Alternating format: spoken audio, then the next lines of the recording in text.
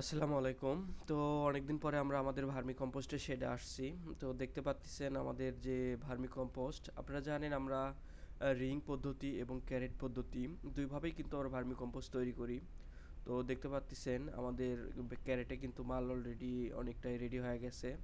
যদিও রমজান মাস, আমরা একটু নিজেকেও সময় দিচ্ছি, আমরা প্রপারলি কাজ করতেছি না, তারপরেও আমরা চালার কাজ অল্প একটু করে করি। যেমন সকাল থেকে হয়তো 12টা 1টা পর্যন্ত কাজ চালাই। দেখতে পাচ্ছেন এপাশে কার্যক্রম চলতেছে।